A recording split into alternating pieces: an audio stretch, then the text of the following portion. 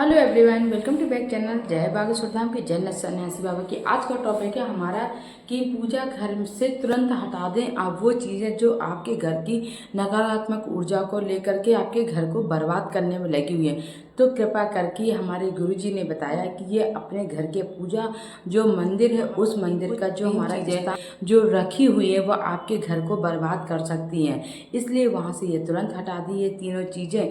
सबसे पहला क्या है, चलिए मेन टॉपिक पे आते हैं। सबसे पहले आपके जो पूजा मंदिर में जो पूजा स्थान है, पहली बात तो मंदिर किसका होना, पहले एक मंदिर आप लोग ना, वैसे मंदिर शुभ होता है लकड़ी का, इसके बाद होता है पत्थर का, व्हाइट कलर के पत्थर का। कांच का मंदिर कभी अपने घर में किसी को नहीं बनवाना चाहिए, ये नकारात्मक ऊर्जा को प्रवेश करवाता है, सकारात्मक ऊर्जा को हटाता है।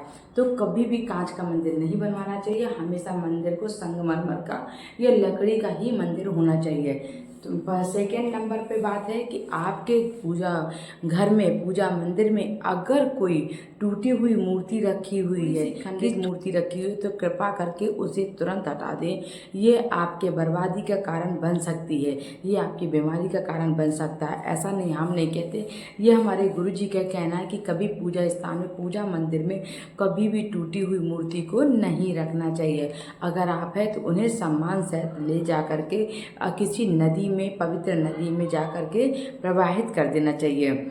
अगर आप देख लीजिए अभी भी कुछ नहीं बिगड़ा, आप लोग बहुत परेशान हो, बीमारी से तंगी है और आप पैसा रुपया नहीं आ रहा, कर्जे में डूबते जा रहे हो, तो ये जा कर के उपाय जरूर देखिए कि मूर्ति बहुत पुरानी तो नहीं हो गई। आपके घर में कभी कभी मूर्तियाँ ऐसी होती, फोटो की तस्वीरों के कलर से निकल जाते हैं, फिर भी हम लोग उनको धरे रहते हैं, चिट्टी चिट्टी से हो जाते हैं, फिर भी उनको हम लोग धरे रहते हैं। तो ये जा करके आपको विशेष ध्यान देना अपने पूजा स्थान पर। जैसे ही मेरा वीडियो देखिएगा वैसे ही पूजा जाके पूजा स्थान को चेक करिएगा जा करके एक पल के लिए, कि कहीं ऐसा तो नहीं है कि आपके बर्बादी का जो कारण है पूजा स्थान का जो मंदिर है, जो मंदिर में रखी हुई गई मूर्तियां हैं वो तो नहीं है कहीं। थर्ड है आपका जो आपने पूजा घर में जो पितर देव की, जो मतलब अपने कहते दादी बाबा किसी की फोटो रख ली मरने के बाद में, पूजा स्थान है उसी पटिया में भगवान रखे, उसी तरफ को आपने पितर को ही स्थान दे रखा है, वो आपका बर्बादी का कारण हो सकता है।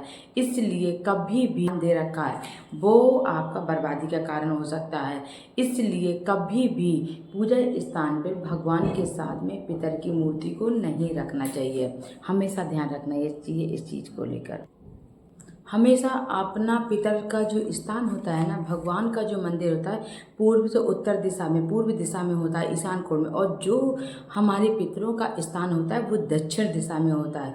तो जस्ट अपोजिट साइड है, जस्ट अपोजिट को तो आप लोग एक साथ रखोगे तो वो जो देव स्थान है और जो देव स्थान है और जो पितर स्थान है वो अलग अलग दिशाओं में है, वो दोनों टकराएंगी तो फिर क्या होगा, अच्छा नहीं होगा ना। इसलिए हमेशा दोनों को अलग अलग जगह, बल्कि पितरों का जो स्थान रहता है वो दक्षिण दिशा में रहता है, इसलिए दोनों को अलग अलग स्थानों पे रखना चाहिए। सबसे थर्ड नंबर पे है बात है कि घर पे जो हमारे पूजा स्थान पे डेली सबके घर में यूज होता है, ये हमारे अधिकांश प्रत्येक घरों में होता है, और ये पितर की फोटो ना अक्सर लोग रखते हैं। क्या होता है, उनको हम लोग ना देवलोक मानते हैं, बट ऐसा नहीं, हमारे मानने से कुछ नहीं होता है। तो आखिर वो इंसान हमारे लिए है पर भगवान के तुल्य नहीं हो सकते।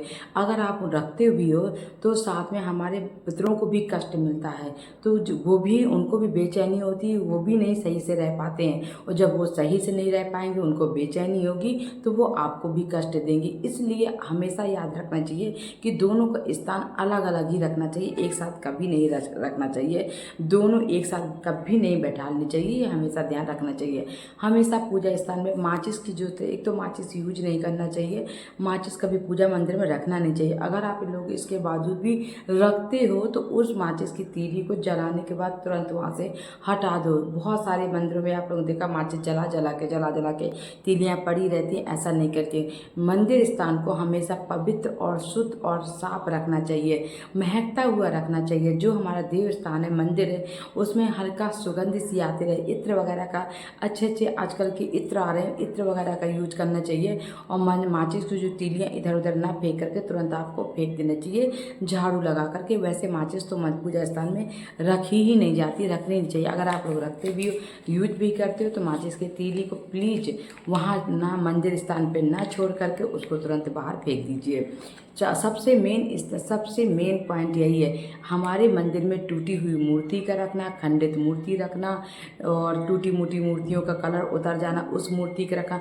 हमारे घर पे ही हम लोग दोषी हैं, अपने घर के मेंबरों के स्वास्थ्य को लेकर के और परेशान व्यापार को लेकर, सर्विस को लेकर, घर में शादी विवाह के कार्य को लेकर के, सब इन सब चीज़ों को लेकर के हम ही लोग जिम्मेदार हैं और कोई नहीं है। तो आप लोग इस बात पे ध्यान दीजिए कि ऐसी गलती आप लोग ना करें जिसमें आपको आने वाली फैमिली को कष्ट हो, आपके घर के बड़े बुजुर्गों को कष्ट हो। इन सब बातों को ध्यान में रखते हुए हमारे गुरुजी ने पहले से सारी बातें बता देते, मानो ना मानो, फॉलो करो ना करो, आपकी मर्जी है। और पूजा स्थान में कभी एक जैसी 3 मूर्तियाँ कभी नहीं रखनी चाहिए।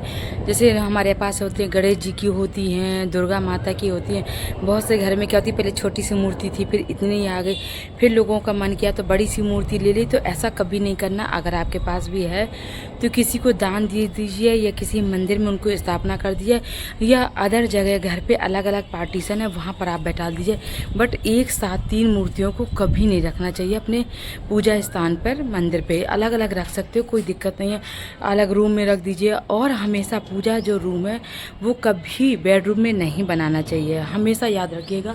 कभी अगर आपके पास में प्रॉब्लम है, मतलब जगह की शॉर्टेज है, तो आप एक काम कर सकते हो कि अगर बनाया भी है तो आप ऐसा करके बेड के सामने जस्ट नहीं होना चाहिए, रात में उसको पर्दा डाल करके रखना चाहिए। कभी पूजा स्थान को हमेशा बेडरूम से अलग ही रखना है। यहाँ तक कि किचन के बगल से आप बना सकते हो, बेडरूम में कभी नहीं बनाना चाहिए। इन छोटी छोटी बातों का अगर आप लोग ध्यान रखोगे तो कभी फैमिली के मेंबर, कभी बच्चे, कभी आप लोग कभी अभी बीमारी का सामना नहीं करना पड़ेगा। हमारी छोटी छोटी गलतियों जो माताएं बहनें करती हैं ना, उसी गलती का भुक्तभोगी जो होता है ना, वो हमारे घर के जेंट्सों को भोगना पड़ता है। इसलिए मैं कहती हूँ हमेशा छोटी छोटी बातें होती हैं हमारे गुरुजी की, पर बातों में दम होती है, बातें मोटी होती हैं। इसलिए उनके नियमों का पालन करिए, अपने घर को स्वस्थ और सुंदर बनाइए। अगर वीडियो अच्छे लगे तो वीडियो को लाइक शेयर सब्सक्राइब जरूर करना है, फॉलो करना है। मेरा इंस्टाग्राम फेसबुक पे सब पे पेज है, तो आप लोग जा कर के वहाँ भी मुझे फॉलो कर सकते हो। वहाँ भी मैं इसी तरह की जानकारी देती हूँ बागेश्वर धाम से रिलेटेड, या आपके जो आने वाले फेस्टिवल होते हैं उन्हीं सारी जानकारी को लेकर के मैं आपके पास आती हूँ। देख सकते हैं आज का मौसम कितना अच्छा, गर्मी बहुत टाइम से पड़ रही थी, बहुत ज़्यादा पड़ रही थी, और हम सब चाहते थे कि अब बस बारिश हो जाए यार, बहुत हो गया, हम थक चुके हैं। तो अब भगवान ने लगता है सुनने वाले हैं। बहुत अच्छी कू कू की आवाज़ आ रही, चिड़ियों की आवाज़ आ रही है। और भाई हमारे यहाँ चिड़ियों की आवाज़ आए क्यों ना, जो इतना अच्छा आम का पेड़ लटका हुआ है, आम फड़े हुए देख सकते हैं आप लोग। 1 मिनट नहीं दिख रहा, अरे भाई देखो ना, ये दिखाई दिया, ये देखो भाई, इस आम में हमारे ये देखो कितने बड़े बड़े पेड़ लटके हुए हैं। और हम इस छत से जा कर के वहाँ से तोड़ ला सकते हैं, बट थोड़ा सा दूर है, बहुत नहीं तोड़ सकते हैं, थोड़ा दूर भी पड़ जाता है। और इतना अच्छा आया है कि मैं कभी इसको बैक कैमरा करके दिखाऊंगी, अभी तो नहीं क्लियर समझ में आ रहा, मैं बैक कैमरे में आप लोगों को दिखाऊंगी। बहुत अच्छा आया, ये बड़ा बड़ा सा आम आया हुआ है। और ये मेरी वीडियो में सुंदरता भी लाता है, क्योंकि मैं यहीं आकर अक्सर वीडियो शूट करती हूँ कि मुझे अच्छा लगता है ग्रीन ग्रीन सा। तो बताइएगा भाई, कमेंट में ज़रूर बताइएगा किसके यहाँ आम लगा है, और अपने घर में किसने आम का पेड़ लगा रखा है। सुनने में तो ये आता है कि अमरूद, आम, अनार का पेड़ घर पर नहीं लगाना चाहिए, बट अब लगा है तो क्या, अशोक का पेड़ लगाना चाहिए। तो भाई हमारे यहाँ तो अशोक लगा हुआ, आम का नहीं लगा हुआ। मिलते हैं नेक्स्ट ब्लॉग में, जब तक के लिए सीताराम।